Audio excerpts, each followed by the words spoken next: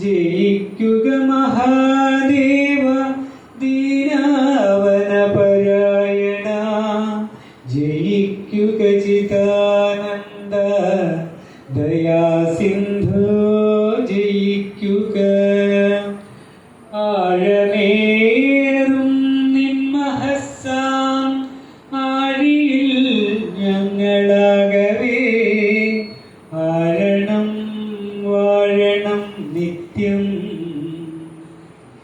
വാഴണം വാഴണം സുഖം. വളരെ സന്തോഷത്തോടെ അതിലേറെ ചാരിതാർത്ഥത്തോടെയാണ് നിങ്ങൾ ഇന്ന് അഭിസംബോധന.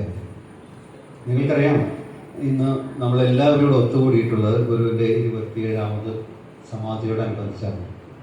ഈ സമാധി ദിനാചരണത്തിൻ്റെ ഭാഗമായിട്ട് സംബന്ധിച്ച് ഉള്ളൊരു വലിയ പുസ്തകം ഇവിടെ പ്രകാശനം ചെയ്യപ്പെടുകയാണ്.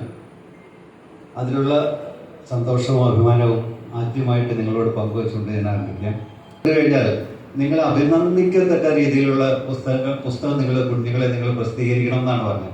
അപ്പം നമ്മൾ അവരോട് പറഞ്ഞ വാക്ക് നിത്യഗുരുവിനോടൊപ്പം വന്ന സൗന്ദര്യമില്ലെങ്കിൽ പോലും അതിനോട് പരമാവധി നീതി പുലർത്തുന്ന രീതിയിലൊരു പുസ്തകം ഞങ്ങൾ എന്തായാലും നിങ്ങൾക്ക് തരും എന്ന് ഞങ്ങൾ വാക്ക് കൊടുത്തിട്ടുണ്ടായിരുന്നു.